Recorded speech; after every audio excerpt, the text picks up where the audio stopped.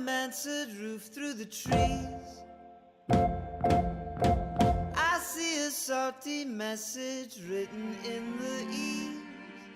I want to begin by thanking the organizers of Internazionale magazine for having me here. It's an honor, and I'm very happy to be here. My name again is Karen Ma, and I was born in China originally, but I was raised in Hong Kong when I was very, very small. And I really am an overseas Chinese. I've lived in Hong Kong for a long time, and Japan for about 15 years, and then China for 5.5 years, and now I live in New Delhi, India. It's been about 9 months. I got there since January this year. So why am I in India? What am I doing there? Well, my husband is a correspondent for a U.S. paper called the Los Angeles Times, and we met in Japan, and so we continue this international love affair, like traveling from country to country. And it was my idea to nudge my husband, let's go to China. My idea to nudge my husband, let's go to India. Why?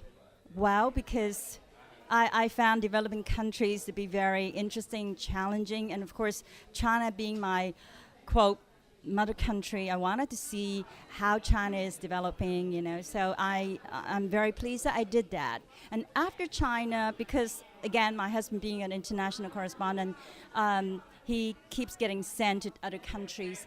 So the logic country after China is India, because the two countries are comparable in sizes, and they're both up and coming economic powers. So it was partially my suggestion that let's go to India. So I am in India. We're living in India, and I can't say that it's a very easy transition, because in many ways the transition has been tougher. A lot of red tape to deal with, and it's a country of great diversity. I've never been in a country where there's so many different religious different religions and faiths, and different ethnicity, and you have the caste system, and it's just something I've never encountered. So in that sense, it's quite challenging, but at the same time, it's very intriguing, very interesting, and I look at the whole experience as an adventure. I think women play a big role in both the growth of both countries, and I think China has done a relatively better job in terms of empowering women, and that's one of the themes that I'll be talking about at tomorrow's panel discussion. This is done through education. When I say education, I mean mass education from the basic level, primary education and secondary education.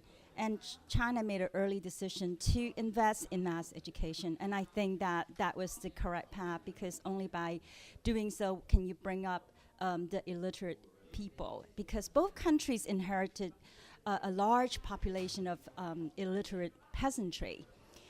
But in India's case, I don't think that they really factor in the women very much in their growth as an economy. And as a result, today in India, we have 40% illiteracy versus China's 10%. This is despite the fact that China had a 10-year catastrophe called the Cultural Revolution, during which 10 years nobody went to school. Despite the fact that we have this 10-year delay, China today still manages to have a much higher secondary education attainment rate. In India's case, India still has a much bigger percentage of poor people. And of the poor people, 40% illiterate people, the majority of them are women. 2 out of 3 illiterate people in India happen to be women.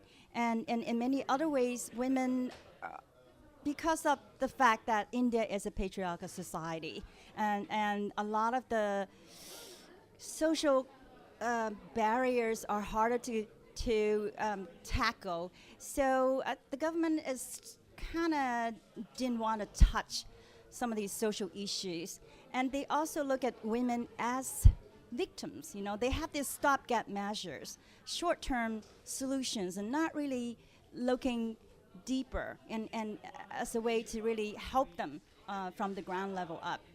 And I think that they're missing the key factor, that is women shouldn't be the problem, they are the solution. And because the job participation rate in India for women is quite low because of the illiteracy problem, because of the huge dropout rate for young women, especially in the rural part of India. So they do become a problem, but this doesn't have to be the case. They can, if only the government does a better job of India does have legal provisions, like with the education, access to Education Act and so on and so forth, but these laws are not very well enforced. They are sort of like gestures, and because they don't look at the basic problems. They don't try to solve the basic problems of like, why are the young women dropping out so massively? So therefore, the job participant rate is only 36%, which is quite a bit lower than China. China has 45%, or actually higher. It's just different depending on the different surveys. So therefore, they're really not, their human potentials are not tapped to their capacity.